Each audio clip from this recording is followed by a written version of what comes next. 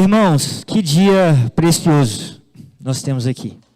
Que dia maravilhoso e que dia de alegria é o dia onde nós celebramos a ressurreição do nosso Senhor. E agora nós vamos nos colocar diante de um momento muito especial. O momento onde nós vamos ouvir o que Cristo tem a falar conosco. Nós estamos aqui celebrando o fato de que Ele ressuscitou. Mas quando nós nos colocamos diante da sua palavra, nós estamos não apenas celebrando este fato, mas nós estamos testemunhando aquilo que Ele tem para nos entregar, uma vez que está vivo, uma vez que está ressuscitado, uma vez que Ele fala aos nossos corações mediante a sua palavra. E por isso, eu não quero que você pense que você está aí sentado nessa manhã me ouvindo. Nós estamos aqui para ouvir a Cristo. E que o nosso coração se aproxime desse momento da palavra de Deus, com essa expectativa, com isso em mente, com isso em nosso coração. E eu quero começar voltando um pouco para o domingo passado. Essa semana foi uma semana muito intensa, uma semana muito especial. No domingo passado, o pastor João pregou aqui e nos compartilhou sobre aquele dia que Jesus, no início da semana, tinha chegado a Jerusalém, entrando ali, na sua entrada triunfal. E se vocês repararem bem, vocês vão perceber que essa semana da Páscoa é uma semana marcada por emoções intensas, não é verdade? No começo, no domingo passado, nós vimos ali aquela cena de explosão, de alegria, de barulho, de agitação, de homens lançando as suas capas ao chão, recebendo o profeta que eles diziam, Jesus Cristo de Nazaré. Mas naquele momento de exaltação, naquele momento de agitação, naquele momento de barulho, nós nem poderíamos imaginar que na sexta-feira a multidão estaria conduzindo Jesus para a cruz. Olhe que mudança. Olhe que montanha russa. Montanhas e vales. Veja só como nós começamos e para onde fomos conduzidos. É inimaginável que num espaço tão curto de tempo nós veríamos um contraste tão grande. E, irmãos, ainda naquele momento onde Jesus estava entrando na cidade, em meio a todo aquele barulho, em meio a toda aquela agitação, em meio a toda aquela conversa, de repente, Lucas abaixa o volume da multidão. Ele silencia todo esse ambiente e ele nos conduz como em uma imagem que vai se aproximando cuidadosamente para capturar o rosto de Jesus. E o pastor João leu essa passagem para nós no domingo passado, e eu quero começar lendo essa passagem nessa manhã de hoje, que está escrita em Lucas 19, 41 a 42, onde nós lemos assim: quando Jesus ia chegando a Jerusalém, vendo a cidade, chorou por ela, dizendo: ah, se você soubesse, ainda hoje, o que é preciso para conseguir a paz. Mas isso está oculto aos seus olhos. Ah, se você soubesse o que é preciso para conseguir a paz. Esse não é o texto que nós vamos habitar nele nessa manhã. Mas é um texto que nos localiza dentro dessa jornada da Páscoa, para essa mensagem tão detalhista, tão cuidadosa, que nós vemos Jesus dizer aqui: ah, se você soubesse o que é preciso para conseguir a paz. Meus irmãos, o que é preciso? O que é preciso para conseguir a paz? Essa É a pergunta que nós vamos responder nessa manhã. E nós vamos responder essa pergunta à medida que nós olhamos para aquilo que Cristo realizou. Mas você percebe como a paz é importante para a nossa fé? Você percebe como a paz tem um lugar tão precioso dentro do evangelho que pregamos e da vida que vivemos? Como nós nos saudamos? Graça e paz. E por que é que nós dizemos uns aos outros graça e paz? Em parte dizemos porque vemos nas Escrituras os apóstolos saudando assim. Paulo vai usar isso, por exemplo, em suas cartas, graça e paz. Mas então nós podemos perguntar, e por que Paulo usa essa expressão? Porque ele saúda as pessoas assim, os seus irmãos assim. E essa saudação é, na verdade, a junção de dois mundos. O mundo gentio, grego, helenizado, usava como saudação o verbo hairo, que traz a ideia de alegrar-se. E é traduzido, às vezes, na nossa Bíblia como saudações. Enquanto os cristãos usam como pano de fundo dessa saudação para dizer outra palavrinha, um substantivo de mesma raiz, charis, que nós traduzimos, quando encontramos essa palavra ali no texto grego, como graça. A essa saudação de raízes gregas se une o conceito de paz. E assim o mundo judeu, com seu shalom, traduzido como paz, que compõe essa saudação cristã de favor e paz. Não qualquer favor, não qualquer alegria, mas o favor de Deus, que é capaz de alegrar os nossos corações. Não qualquer paz, não a mera ausência de batalhas ou tranquilidade, mas o shalom de Deus, a plenitude de Deus, que preenche a nossa alma. Irmãos, há cerca de 2000 anos, num domingo de madrugada, algumas mulheres enlutadas seguem para o túmulo do seu amado mestre. Elas se dirigem para lá com o seu coração quebrado. Elas vão ali para ungir o seu corpo.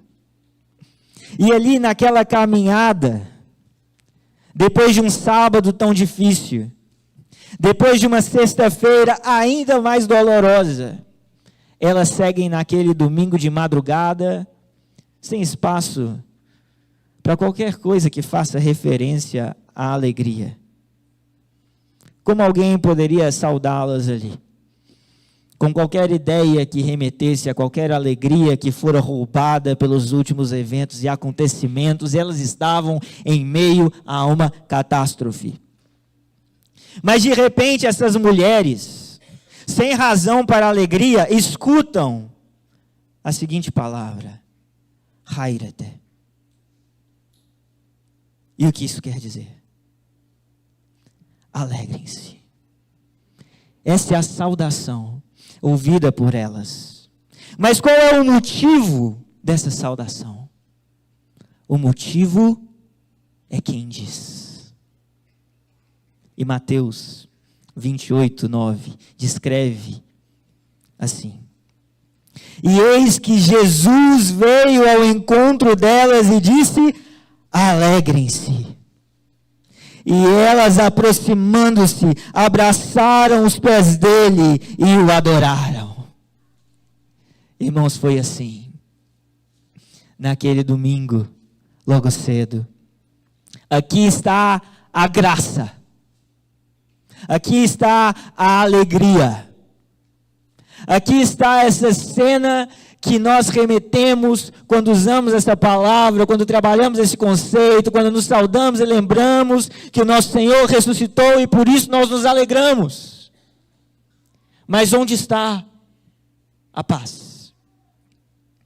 No Evangelho de Lucas, há um momento em que a notícia que Jesus havia ressuscitado, a notícia de que Jesus estava vivo já estava correndo, já estava borbulhando.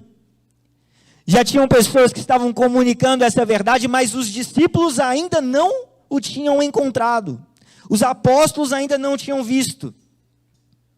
E ali, em meio a essas notícias que acabam de chegar, começa-se um estado de apreensão. Será que ele de fato está vivo? Será que o túmulo está mesmo vazio? Será que de verdade ele ressuscitou? Será verdade tudo isso?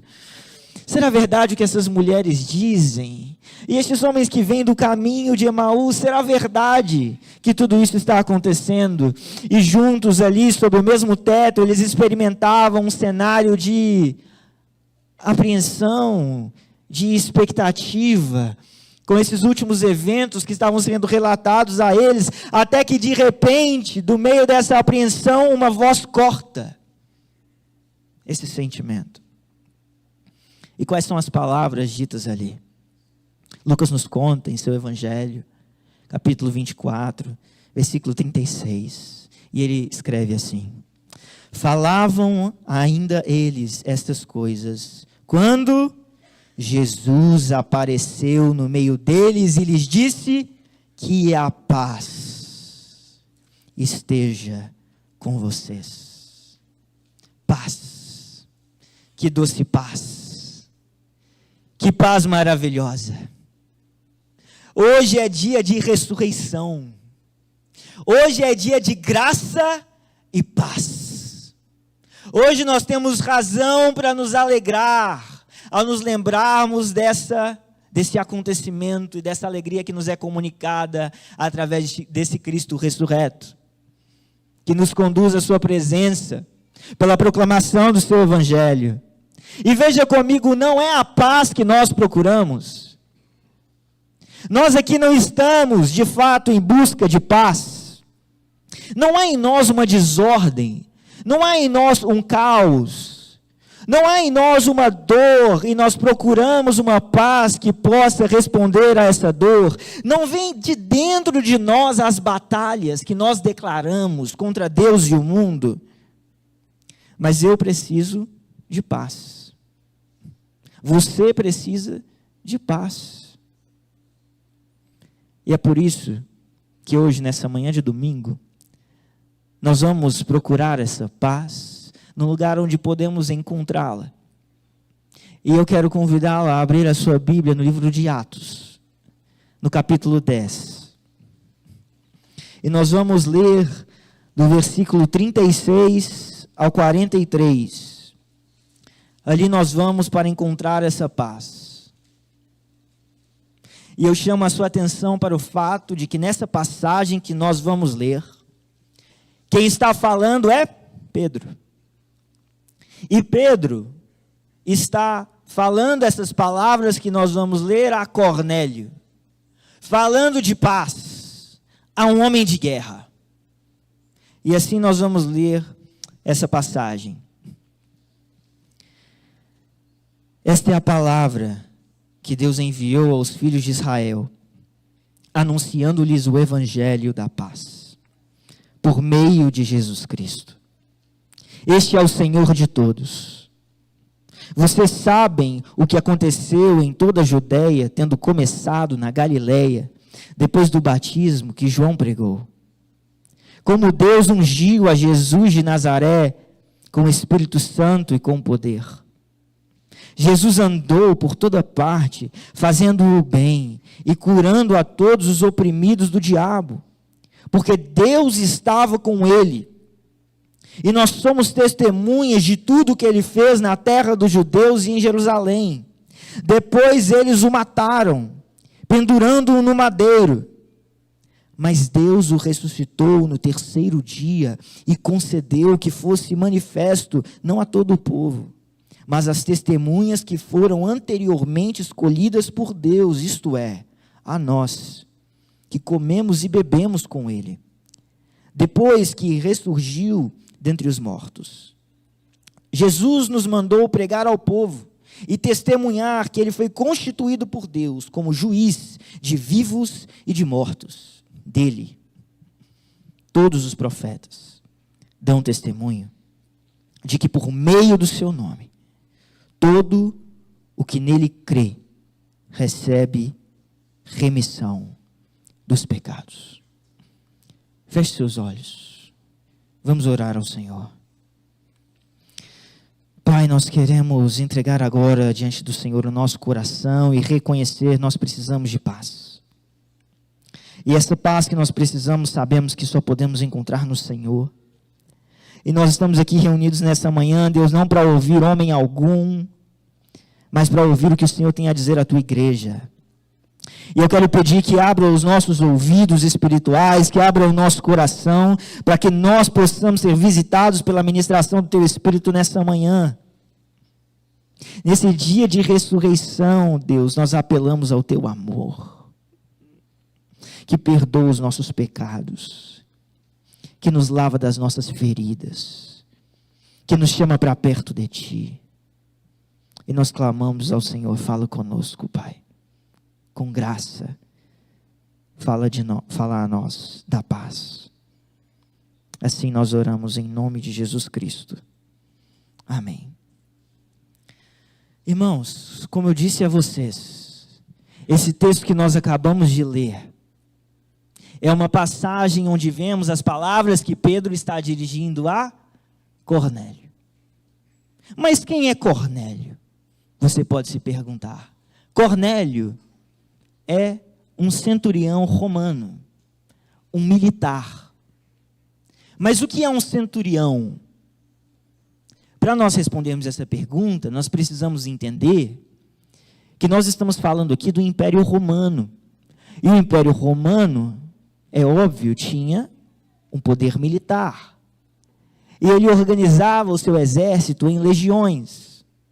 Legiões eram compostas de mais ou menos 4.800 homens. Essas legiões eram compostas por companhias de cerca de 480 homens. A companhia de Cornélio se chamava Italiana.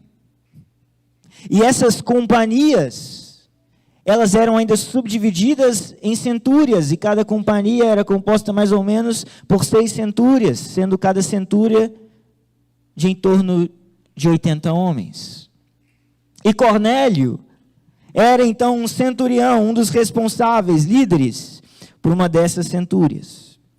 E assim, nós podemos dizer que o tempo estimado de um caminho para que um homem chegasse à posição de Cornélio era cerca de 15 a 20 anos de serviço militar. Sabe o que quer dizer? Cornélio era um homem da guerra. Cornélio conhecia batalhas, conhecia o exército, conhecia o militarismo. Mas ele serviu em um tempo conhecido como Pax Romana. Pax Romana, ou paz romana, é um termo usado para descrever um período do Império Romano onde eles experimentam grande pujança. Eles são uma grande potência. Eles dominam sobre um enorme território. O Império Romano governava sobre o mundo mediterrâneo a partir do imperador César Augusto. Isso começa pouco antes de Cristo e se estende por mais de 200 anos. O Império de César Augusto, no entanto, foi precedido por cerca de 2 décadas de guerra civil, de agitação e de muitos problemas, até que ele vai romper este ciclo. David Stockton, que é um historiador clássico, indica que antes de César Augusto, ele vai dizer: o mundo romano foi dilacerado por disrupção, incerteza, pilhagem e matança, quase anarquia e a sempre presente ameaça da desintegração. A régua da lei foi deixada de lado e a injustiça foi meramente o interesse do mais forte. Então, neste ambiente de caos que estava o Império Romano, o imperador vai transicionar para um novo tempo. E a partir do imperador César Augusto, Stockton, o mesmo historiador, vai completar dizendo: a massa dos habitantes da Itália e do Império acolheu a paz e a estabilidade, a prosperidade material e o aumento da eficiência administrativa que vieram com o principado. Veja, Cornélio era um homem da guerra, mas Cornélio vivia em um império de prosperidade, em um império dominante, em um império que governava. Ele não é aqui um gentil aleatório. Cornélio representa o coração do império, que chamam de pax, de paz, mas precisa, na verdade, ser invadido pelo reino da paz. E é esse movimento que nós estamos vendo em Atos. Cornélio era responsável pelo comando militar, pelo treinamento, pela administração, pela disciplina daqueles soldados sob seu comando. E veja, os historiadores dizem que era difícil que um homem chegasse ao lugar que Cornélio estava e não fosse já um homem duro e um homem soberbo. Mas a Bíblia nos diz que Cornélio, surpreendentemente, não era assim. Por quê? Talvez porque Cornélio tenha percebido que a paz romana, não era suficiente para ele. Talvez ele tenha percebido que ele não precisava apenas da paz do império, que ele não precisava apenas da paz que está lá fora, mas ele precisava da paz aqui dentro. E Cornélio então começa a buscar ao Senhor. A Bíblia diz em Atos que ele faz orações ao Senhor, que ele dava esmolas. E através desse temor que ele demonstra, nós vemos que ele tem sede de paz, que ele tem sede de Deus. E às vezes, meus irmãos, nós podemos achar que essa sede de paz que existe no nosso coração é porque nós vivemos em um mundo caótico, é porque talvez a sua vida esteja bagunçada, você esteja com problemas no seu casamento, você está com problemas no seu trabalho, você está com problemas onde você vai, e você pensa assim, é por isso que eu não tenho paz. Mas talvez não. Talvez mesmo que as coisas aqui fora estejam aparentemente tranquilas, mesmo que o seu emprego seja confortável, que o seu casamento esteja bom, ainda assim quando você olha para dentro, você descobre que você está em guerra. Você descobre que você ainda não tem paz. Não tem a paz que você precisa, e há dentro de nós este anseio da paz que é capaz de colocar em ordem os nossos desejos desordenados, em harmonia os nossos propósitos desafinados, em calmaria as nossas preocupações desenfreadas. Cornélio vive na pax romana, mas o império não garante a paz que ele precisa. Ele precisa de mais. Nós precisamos de mais. Eu preciso de mais. E assim, Pedro vai anunciar a este homem o seguinte: esta é a palavra que Deus enviou aos filhos de Israel, anunciando-lhes o evangelho da paz, por meio de Jesus Cristo. Este é o Senhor de todos. O que é que Pedro está anunciando a Cornélio? O evangelho da paz. Vocês estão tão em paz que vocês dormiram? Ele está anunciando o evangelho de quê, gente? O evangelho da paz. Diga assim, paz. Esse é o evangelho que Pedro está anunciando a Cornélio, dizendo a Cornélio: Cornélio, você quer paz? Deixa eu te contar uma coisa, Cornélio. Nosso imperador não é César Augusto. Nosso imperador é Jesus Cristo. Ele nos dá o império da paz.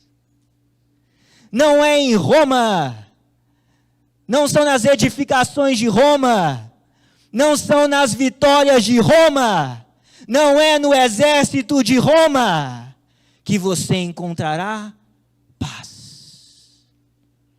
Mas o nosso imperador nos traz paz. Paz com Deus. A paz que não pode ser alcançada pelo Império Romano. Talvez, meu irmão, você esteja aqui hoje nessa manhã, me ouvindo sem paz. De meio de uma batalha. Sua paz foi roubada pelos seus desejos. Sua paz foi roubada pelos seus pecados. Sua paz foi roubada pelas preocupações, ansiedades, circunstâncias. Você me ouve do meio de um campo de batalha. Mas essa passagem que nós temos hoje diante de nós, em Atos, nos revela 3 princípios sobre a paz que nós precisamos entender, compreender para alcançá-la. E nesse dia que nós celebramos a ressurreição, eu quero compartilhar com você esses 3 breves princípios para conseguir a paz. E o primeiro princípio que nós precisamos compreender com base nesse texto que lemos é: a paz é conquistada pelo controle. Ora, se você é um ouvinte atento, você deve ficar preocupado com esse princípio. Ora, é isso que a Bíblia diz? É. Mas espere, você vai entender. A paz é conquistada pelo controle. Veja que a relação entre controle e paz é algo que nós sabemos intuitivamente. Quer ver? Você, em algum momento da sua vida, já se sentiu culpado por um acidente? Já se sentiu? Foi um acidente, mas você se sentiu culpado. Todas as vezes que nós nos sentimos culpados por um acidente, nós estamos contemplando este impulso instintivo que nos diz que a paz é conquistada pelo controle. Eu me lembro que eu tirei minha carteira de motorista ali com os meus 18 anos. E naquela época, logo nas primeiras semanas que eu tinha de carteira, eu fui invadido por um enorme senso de responsabilidade ao dirigir. Quando eu entrei no carro, depois que eu tirei carteira, era o Peugeot do meu pai, eu me assentei naquele banco, na primeira vez que eu ia sair, sozinho, e eu pensei assim: isso aqui é uma arma. Se eu errar, eu posso matar alguém. Eu fui invadido por esse enorme senso de responsabilidade. Se não era isso que eu pensava assim: eu não posso nem sonhar em arranhar o carro do meu pai. Eu não posso bater esse carro. Esse carro não é meu. E aquelas primeiras semanas rodando com o carro foram semanas de muito aprendizado. E uma das coisas que eu aprendi é que deve existir, assumo eu, na faculdade de engenharia civil ou de arquitetura, algum tipo de requisito que diz que engenheiros e arquitetos não podem tirar carteira de motorista. E como foi que eu deduzi isso? Deduzi isso quando eu comecei a entender como eram planejadas as garagens da cidade. E disse assim: é impossível que a pessoa que fez essa garagem dirija. Não sabe como é dirigir. Nunca fez isso. E ali, na garagem dos meus pais, ainda é assim. Gente, era desafiador. Porque a garagem, ela é uma rampa. Mas ela não é só uma rampa. Ela é uma rampa com 2 paredes. Mas ela não é só uma rampa com 2 paredes. Se você encaixa o seu carro nessa rampa, sobra mais ou menos 1 palmo de cada lado, um pouco mais. E não é apenas isso, ela também é uma curva. E claro, na boca da rampa tem uma pilastra.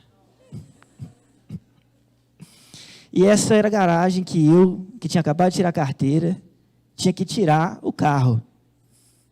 E claro, fazer controle de embreagem, para ainda passar no meio disso.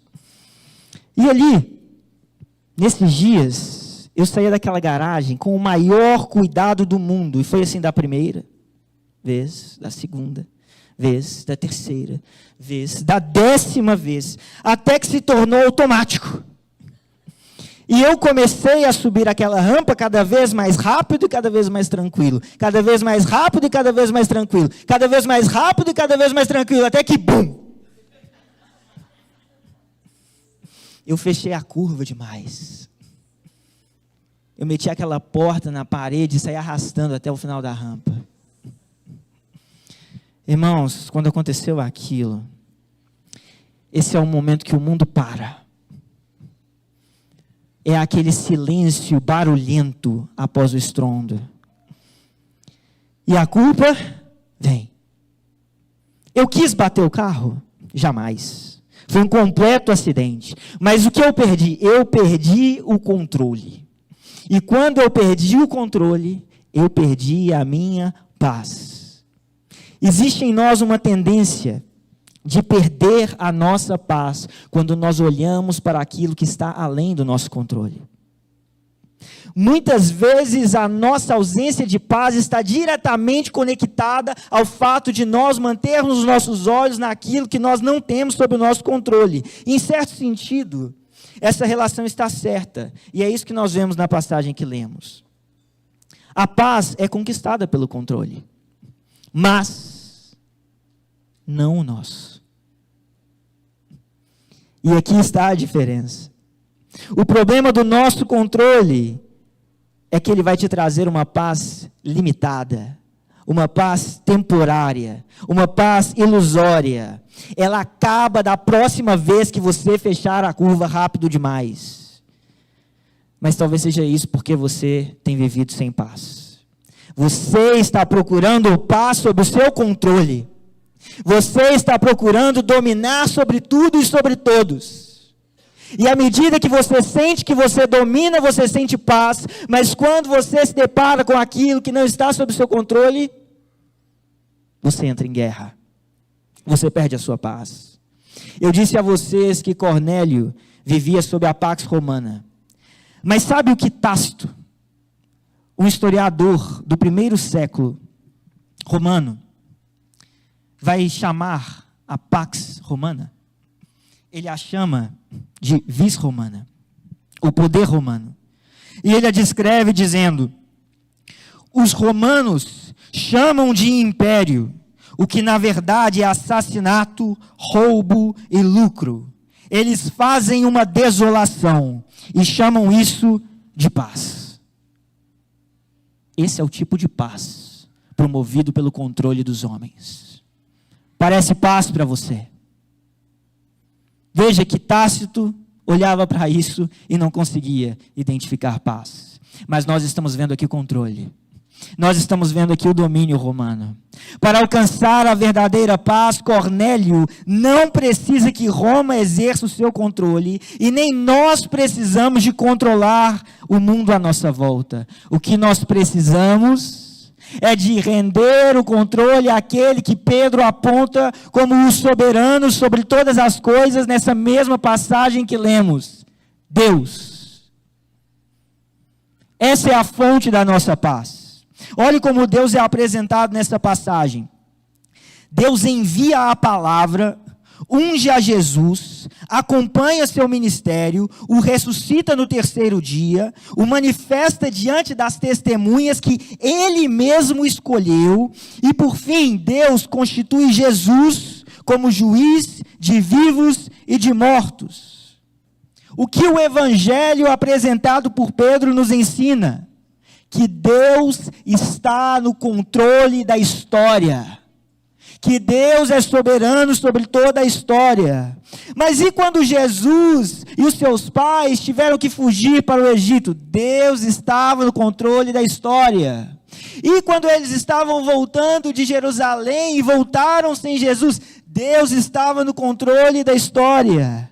E quando Jesus colocou um traidor no meio dos seus discípulos. Deus estava no controle e ele não perdeu o controle quando a sogra de Pedro ficou doente, quando não havia pão para alimentar o povo, quando a tempestade alcançou o barco, quando as redes voltaram vazias, quando Pedro negou a Cristo, quando Cristo foi traído, preso e morto.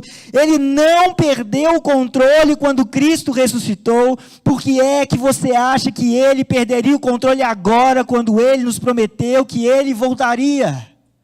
Deus está no controle da história e essa é a fonte da nossa paz. Por isso que venham guerras, que venham problemas econômicos, que venham as eleições, que venham a pandemia, que venham os imperadores que perseguem os filhos de Deus, que venha a demissão, que venha a traição, que venha a morte, para que nós possamos olhar nos olhos da morte e digamos: onde está, ó morte, a sua vitória?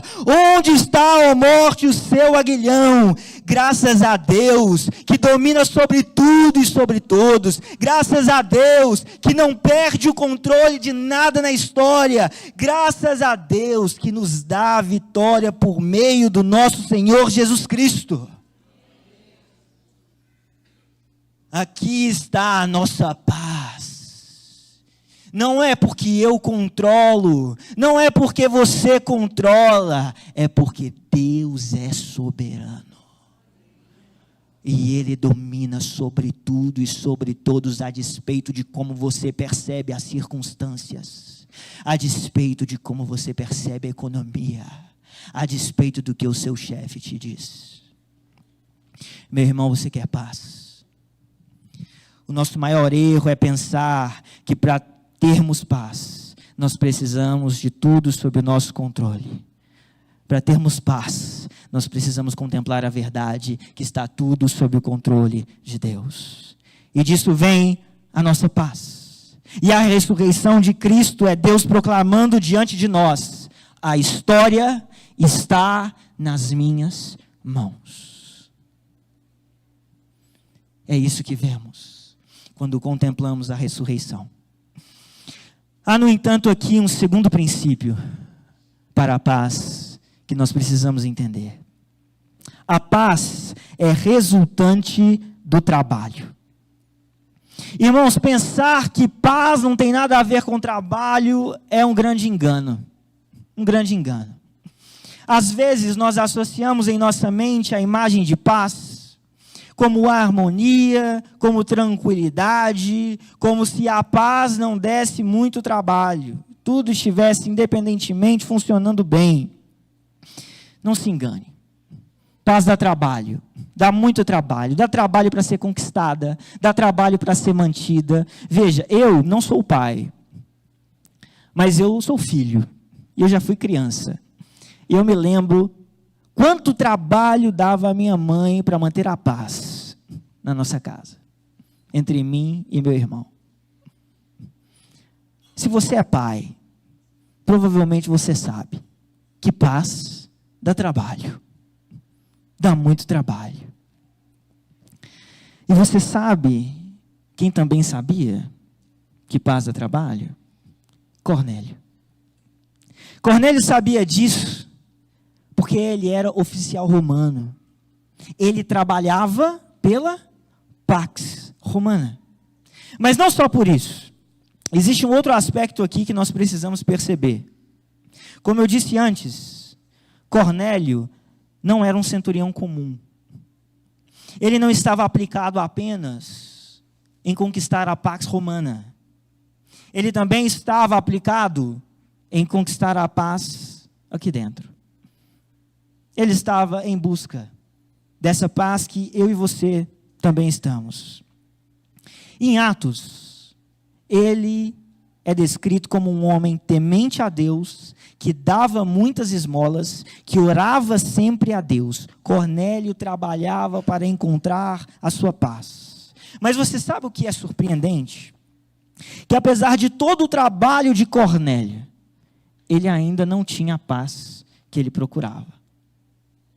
E eu posso dizer isso para você, porque em Atos, capítulo 11, nos versículos 13 a 14, quando Pedro está relatando a respeito do seu encontro com Cornélio, ele fala que o centurião o contou, que o anjo lhe disse o seguinte: envie alguém a Jope e mande chamar Simão, que também é chamado Pedro. Agora preste atenção. O qual lhe dirá palavras mediante as quais você e toda a sua casa serão salvos. Irmãos, Cornélio orava, Cornélio dava esmolas, ele temia a Deus, mas ele não foi salvo por nada disso. A sua piedade jamais seria suficiente para salvá-lo. Ele foi salvo pelas palavras anunciadas a ele. Sem aquelas palavras, Cornélio ainda estava perdido. Sem aquela verdade, Cornélio jamais poderia encontrar a paz. E o que essas palavras fizeram? Que ele não era capaz de fazer. Elas apontaram que a paz não vem do seu trabalho, mas a paz vem do trabalho de Cristo. Ele trabalha pela nossa paz. E observe como Pedro vai apresentar Jesus a Cornélio e a sua casa.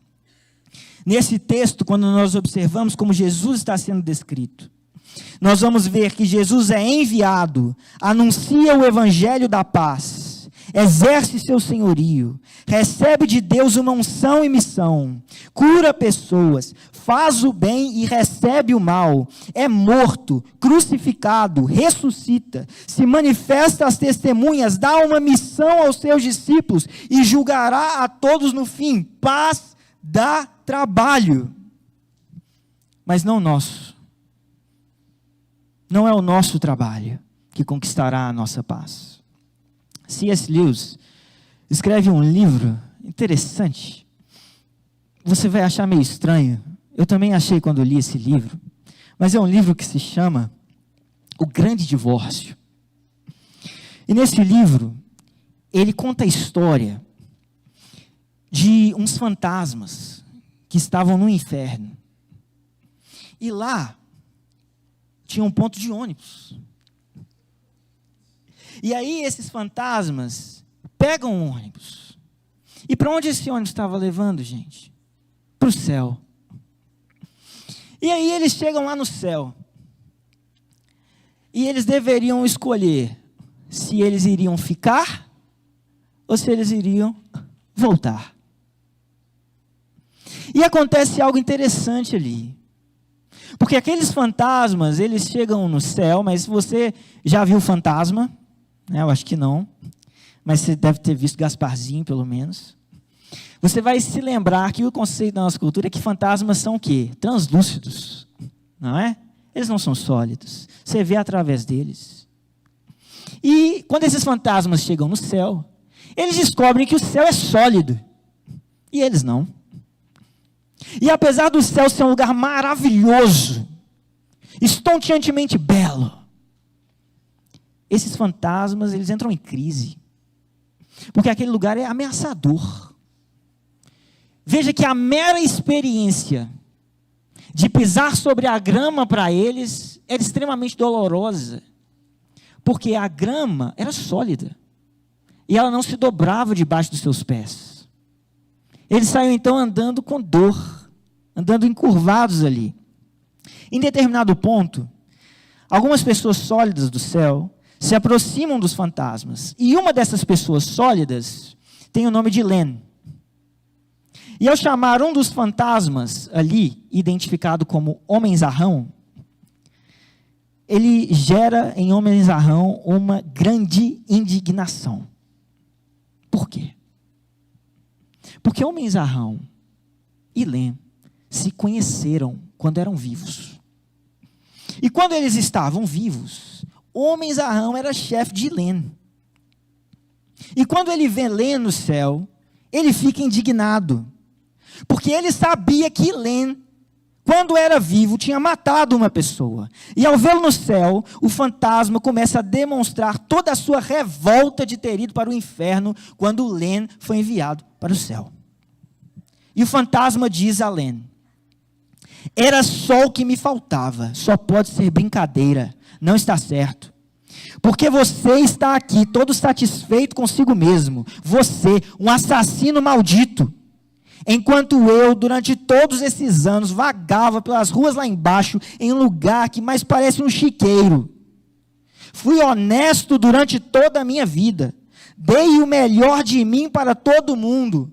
Nunca exigi nada que não fosse meu por direito. Não peço nada além dos meus direitos. Não recebi os meus direitos. Claramente, a indignação de Homem-Zarrão consistia na leitura de que eles não lhe tinham dado o que ele merecia, o que lhe deviam, e tinham dado a Len o que julgaram que ele merecia. Mas Len vai responder ao Homem-Zarrão. E quando ele responde, ele diz assim: não recebi os meus direitos. Do contrário, eu não estaria aqui.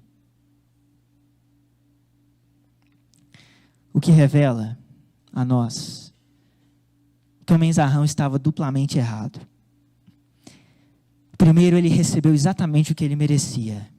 E segundo, quem não havia recebido o que merecia era Len. Irmãos, a paz é resultante de muito trabalho, mas não o nosso. Não caia na tentação de Homem-Zarrão, de pensar que o seu esforço, que a sua bondade, que o seu trabalho, que a sua piedade, que as suas idas à igreja, que as suas leituras bíblicas, que as suas orações precisam ser recompensadas.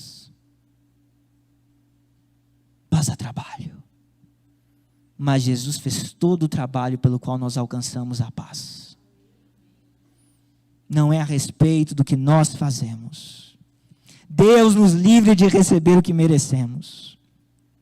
É o trabalho e a obra de Cristo que nos livra de recebermos os nossos direitos e nos dá a graça que recebemos e Ele conquistou para nós. E a ressurreição é Cristo dizendo a nós: o trabalho está feito.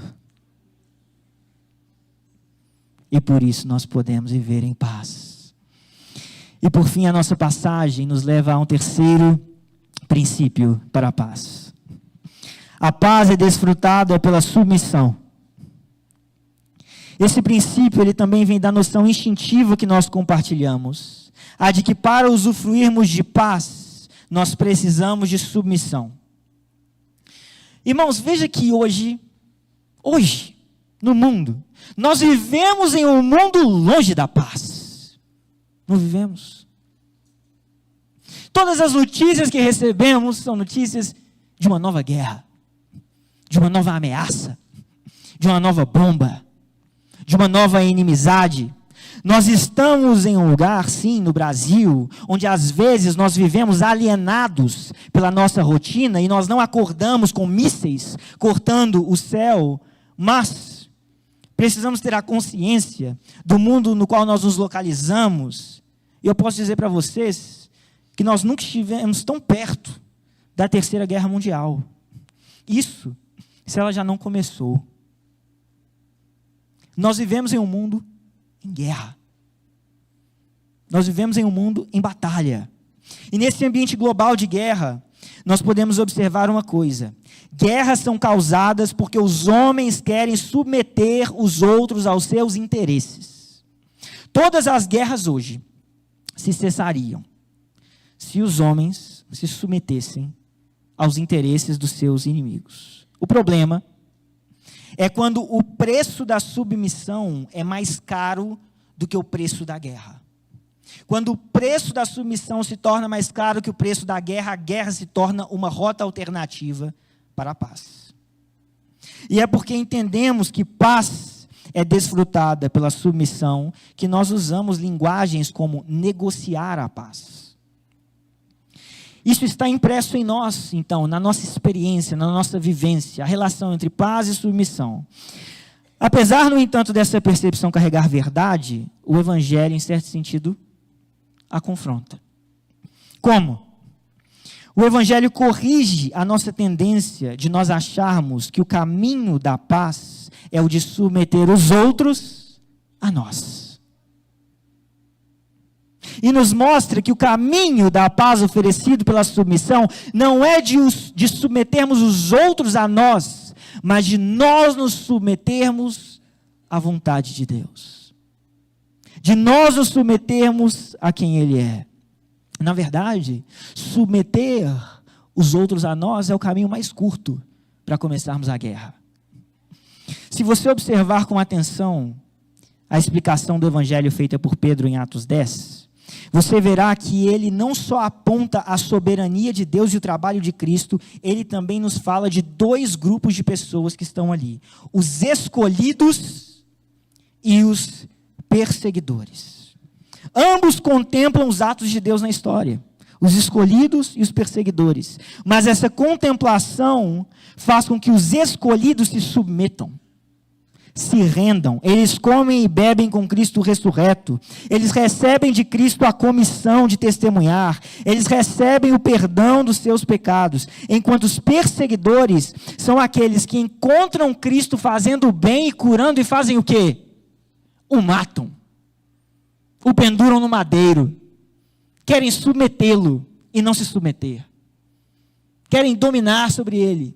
Querem dizer o que ele pode ou não fazer.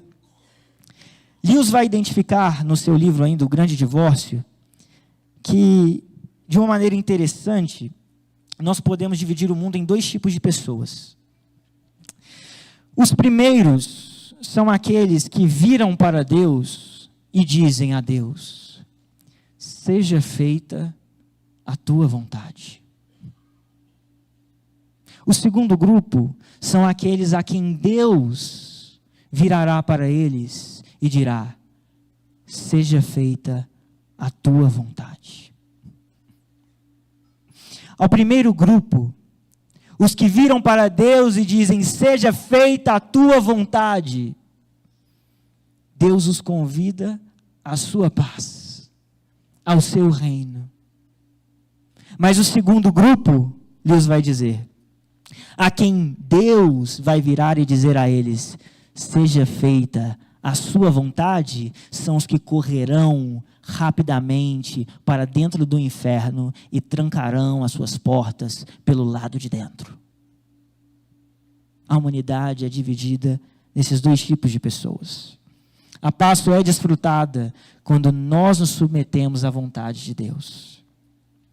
Albert Camus, um famoso filósofo, ganhador do Prêmio Nobel de Literatura, era um homem que ele contemplou a vida com as suas dores e com seus absurdos, mas ele viveu sem a esperança de Cristo.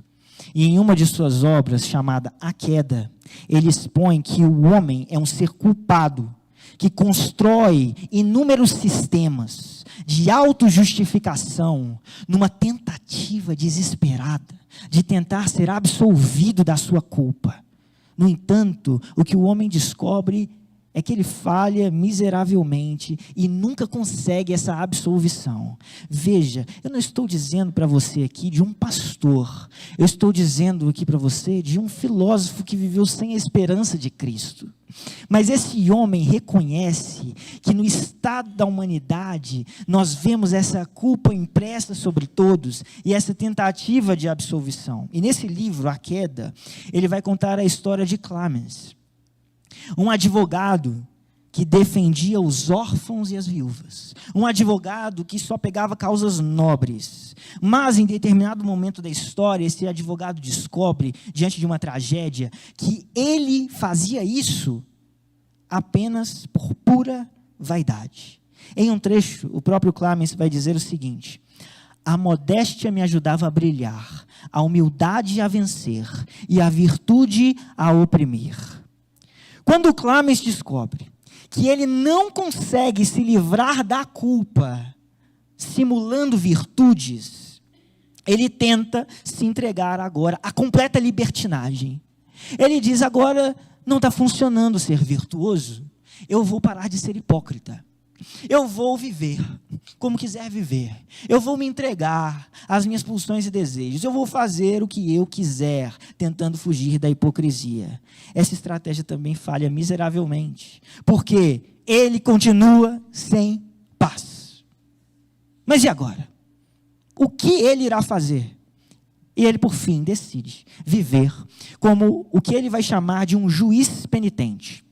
O que significa que ele passa a confessar as suas falhas diante das pessoas, com o objetivo de que, através dessa confissão, as pessoas passem a reconhecer as próprias falhas. Ele vai deslocando do eu para o nós. Nós somos mesmos horríveis. E o que é que ele quer com isso? O que ele deseja com isso é poder exercer o que ele acredita ser o seu direito de julgar a todos, mas fazer isso de maneira impune. Meus irmãos, Camus acertou em seu diagnóstico, acerta na culpa generalizada, na nossa impotência absoluta de nos absolvermos. O que Camus não percebe é o que Pedro está proclamando a Cornélio no versículo 43. Dele todos os profetas dão testemunho de que por meio do seu nome, todo que nele crê recebe remissão de pecados. Nós somos culpados. Existe uma culpa sobre nós. Não há nada que eu possa fazer, que você possa fazer, para nós nos livrarmos da nossa culpa. Mas todo que crê no seu nome recebe remissão de pecados. Talvez você tenha tentado se livrar da culpa pela virtude. Você tem tentado ser um homem virtuoso. Você tenta ensaboar as suas mãos, ajudando velhinhos a atravessar a rua, fazendo doações, lutando pela causa dos oprimidos. Nada disso pode te lavar. É questão de tempo para que a sua hipocrisia seja revelada. Talvez você não se preocupe nem mais com isso. Talvez você já tenha se entregado à devassidão, a todo tipo de imoralidade. Talvez você chegou num ponto que diz: eu estou cansado de resistir, eu vou me entregar a tudo isso. Ou talvez você viva sem nenhum limite e você então descobre que isso também não era suficiente para que você conseguisse a paz. Pode ser, no entanto, que a essa altura você já tenha desistido até mesmo dessa estratégia de ocultar a própria maldade e tente agora se absolver, culpando os outros, apontando para todos os pecados que você consegue ver, na esperança de que, se você apontar para um maior que o seu, as pessoas pararão de olhar para você e ver a sua própria vergonha e contemplar a sua própria culpa. Isso também não é suficiente. O que é suficiente, então? Onde está esse sabão que é capaz de lavar o nosso coração? Dele todos os profetas dão testemunho de que por meio do seu nome, todo que nele crê recebe remissão dos pecados. Meus irmãos, somente em Jesus a nossa alma é lavada.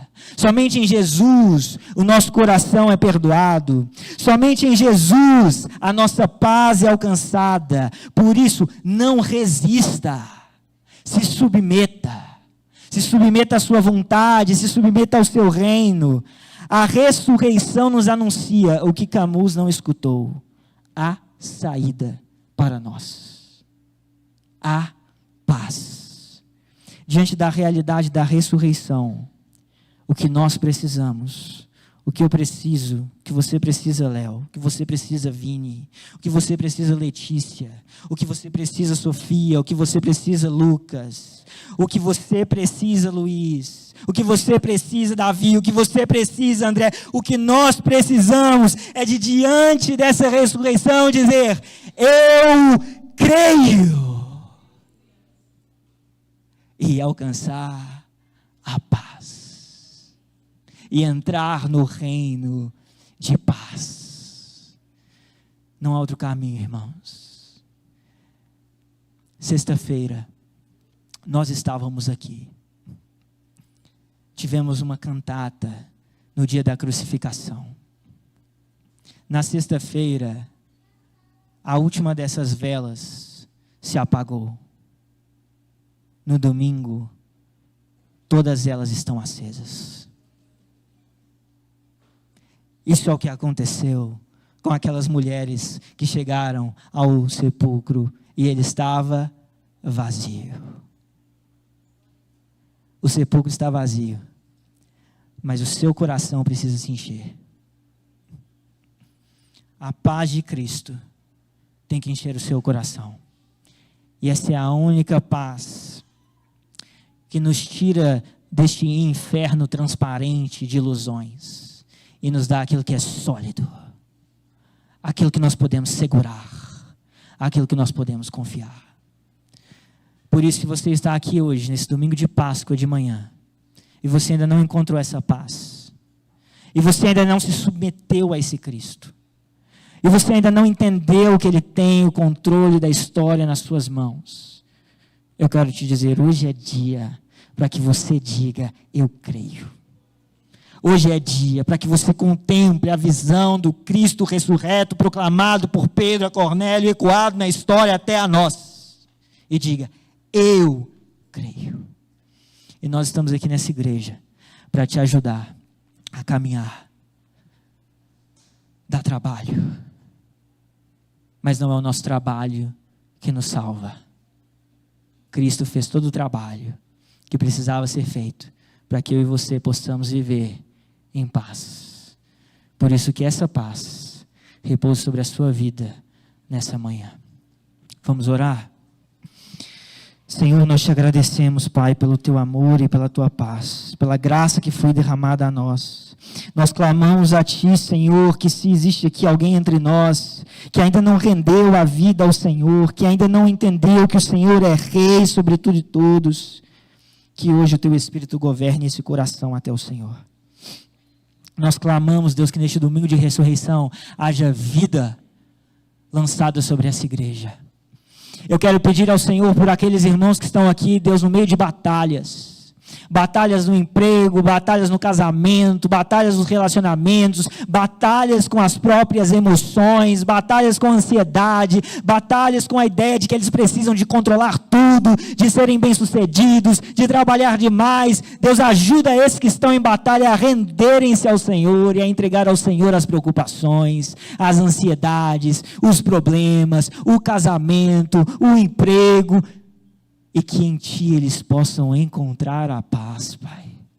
Nós cremos num Deus real, que fala realmente aos nossos corações. Eu peço que o Teu Espírito ministre a esses corações nessa manhã, que estão aqui sedentos e desesperados e necessitados por paz.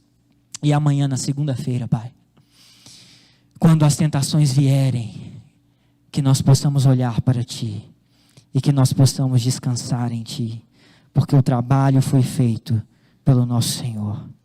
Assim nós oramos em nome de Jesus Cristo. Amém. Eu quero encerrar na nossa doxologia hoje, lendo para vocês o texto que vocês encontram no folheto, em Hebreus 13, 20 e 21.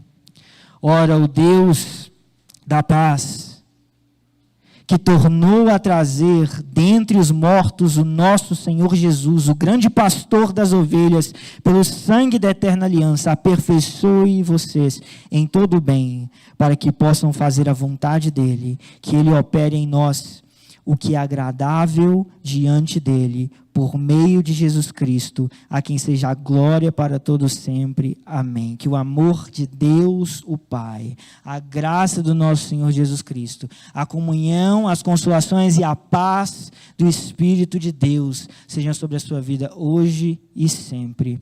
Amém.